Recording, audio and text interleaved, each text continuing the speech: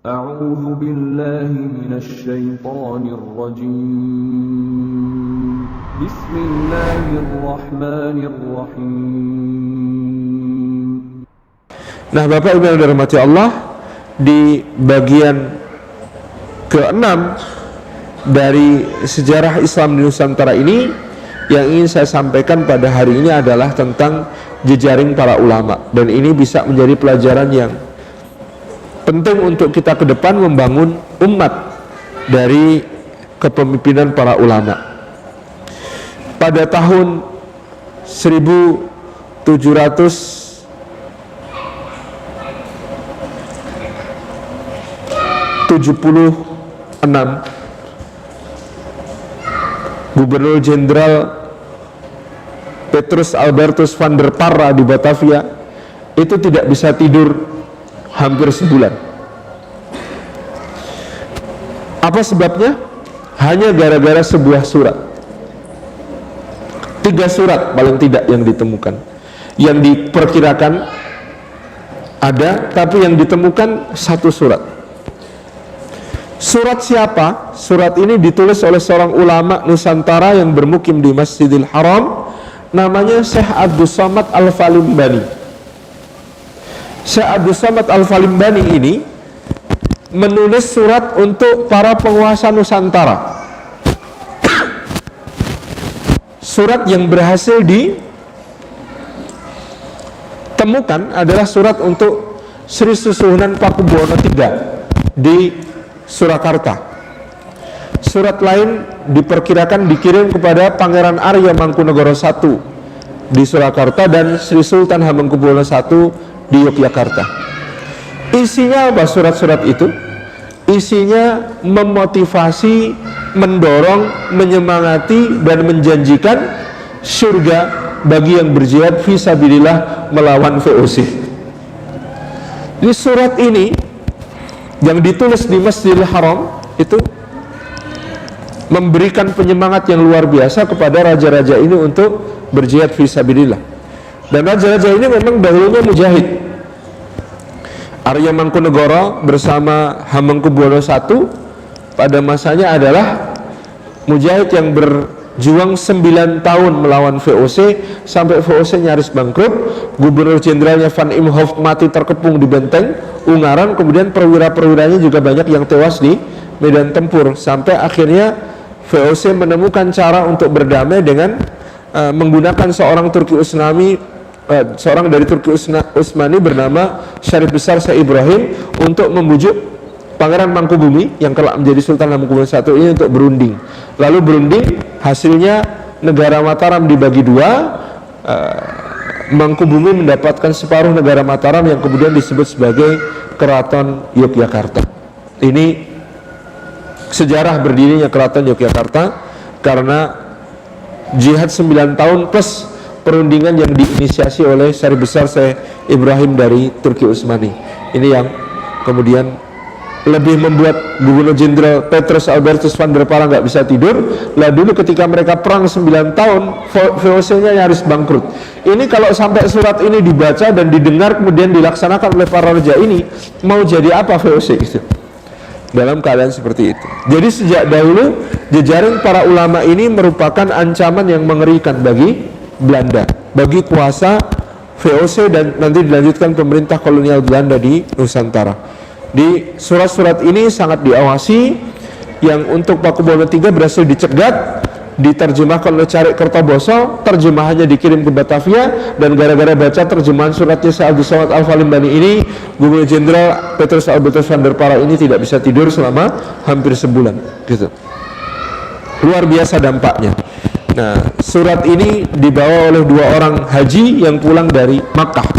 Sejak saat itu VOC semakin menyadari betapa berbahayanya haji-haji Nusantara ini, karena mereka satu punya wawasan internasional. Kalau sudah berhaji ke Mekah, maka mereka akan bertemu dengan kaum muslimin dari seluruh dunia dan akan kemudian saling berbagi kabar tentang keadaan negeri-negeri mereka, lalu menyadari bahwa negerinya berada dalam ancaman penjajahan, lalu pasti akan melakukan proses perlawanan nantinya ketika pulang ke Nusantara. Yang kedua, kalau berani berhaji berarti kuat secara sosial dan ekonomi. Nggak mungkin orang berhaji itu miskin dan lemah, karena untuk perjalanannya saja itu berangkatnya setahun, di sananya setahun paling tidak, lalu pulang setahun. Itu kalau tidak sekaya-kayanya kaya dan tidak sekuat-kuatnya kuat, nggak mungkin itu. Udah habis di jalan itu. Dan itu yang kemudian terlihat gitu ya dari haji-haji Nusantara pada zaman itu. Berangkatnya bukan setahun sih, pelayarannya itu dari diceritakan di zaman itu dari Semarang sampai ke Aden itu kira-kira 5-6 bulan. Berlayar dari Semarang sampai ke Aden itu kira-kira 5-6 bulan. Itu bisa bayangkan gitu ya, yang ditempuh oleh para haji ini. Maka dari dulu haji itu dianggap manusia berbahaya bagi pemerintah penjajahan. Jelas ini sudah berwawasan internasional, kuat sosial ekonomi, dan pula mereka menjadi agen-agen perubahan karena bertemu dengan para ulama kita di Masjidil Haram. Pulang ke Nusantara pasti bawa sesuatu. Nah, menurut salah satu hipotesis, inilah kenapa di Indonesia ini sebutan haji itu sangat lekat. Sebenarnya kan haji hanya salah satu rukun Islam. Kita kan tidak disebut sebagai assalamualaikum pak, syahadat, sholat, puasa, zakat, salim afilah gitu kan. Tapi kalau haji disebut, ini konon memang pada masa itu oleh pemerintah kolonial sebutan haji ini harus disebut untuk memudahkan pengawasannya. Oh haji, mudah diawasi. Meskipun hipotesis ini dibantah beberapa sejarawan, tapi memang secara umum dengan disebut haji menjadi mudah diawasi. Satu desa terdiri dari banyak haji, ada banyak haji di situ, peluangnya untuk memberontak jauh lebih besar daripada desa-desa yang tidak ada hajinya. Itu empirik dialami oleh pemerintah penjajahan. Di jejaring ulama ini sesuatu yang kemudian menjadi mimpi buruk bagi pemerintah kolonial. Nah, surat-surat Syekh Abdul Samad Al-Falimbani ini bahkan sekarang masih bisa kita baca dalam kitab yang beliau kumpulkan. Jadi ternyata Syekh Abdul Samad selain suratnya dikirim, beliau bikin salinannya menjadi sebuah kitab. Judul kitabnya Tadkiratul Mu'minin wa Nasihatul Muslimin fi Karamatil Jihadi wal Mujahidin. Nah, itu judul kitabnya. Tadkiratul Mu'minin, pengingat orang-orang beriman, wa Nasihatul Muslimin, dan nasihat orang-orang muslimin, fi Fadailil Jihadi wa Karamatil Mujahidin. Maaf, fi Fadailil Jihadi, dalam keutamaan-keutamaan jihad dan kemuliaan para mujahid. Ini kitab yang luar biasa, ditulis untuk menyemangati para raja Nusantara dalam rangka jihad fi sabilillah. Syekh Abdul Samad Al-Falimbani punya murid langsung namanya Syekh Dawud Al-Fatani. Sebut Al-Fatani berarti dari Patani, dari Thailand Selatan, dan itu termasuk dulu dunia Melayu. Dunia Melayu di Jazirah Arab disebut sebagai, ulamanya disebut sebagai Ashabul Jawiyin. Ashabul Jawiyin itu jejaring ulama yang berasal dari Nusantara. Bedakannya gampang, di Masjidil Haram ada ulama kok kulitnya kecoklatan dan hidungnya pesek, itu namanya Ashabul Jawiyin. Itu ada ulama kok kulitnya ya kayak kulit kita sekarang, kemudian dia hidungnya tidak semancung orang Arab, maka disebut sebagai Ashabul Jawiyin. Itu terdiri dari Patani, Thailand Selatan gitu ya, Semenanjung Malaya, Sumatera, Jawa, Kalimantan, Banjar, kemudian ke timur sampai Sulawesi, Maluku. Itu ulama-ulamanya disebut Ashabul Jawiyin. Semuanya oleh orang Arab disebut zaman itu sebagai Ashabul Jawiyin. Jadi ulama-ulama dari Jawi.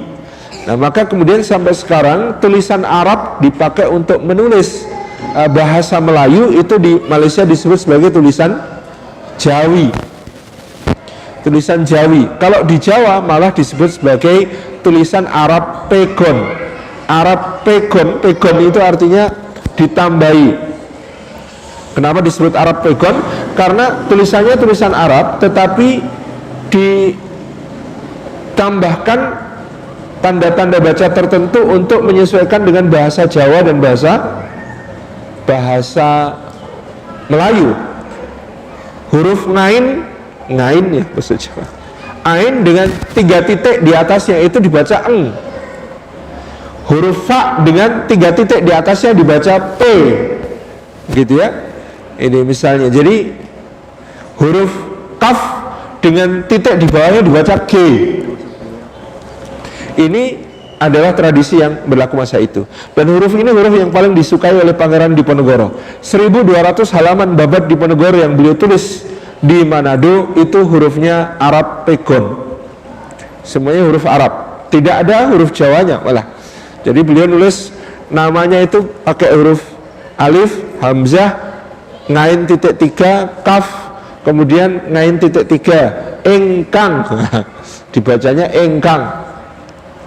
Sinuwun Kangjeng Sultan Abdul Hamid Heru Cokro Kabirul Mukminin, gitu ya. Sayyidin Panotogomo Khalifatu Rasulillah As-Sani Senopati Sabilillah Satanah Jawa. Itu nama beliau itu juga stempelnya ditulis dengan huruf Arab Pegon yang sangat jelas. Jadi ini adalah masa-masa keemasan jaringan ulama yang nanti akan melahirkan ulama-ulama yang ketika pulang ke Nusantara mereka membawa spirit kebangkitan umat dan kebangkitan nasional.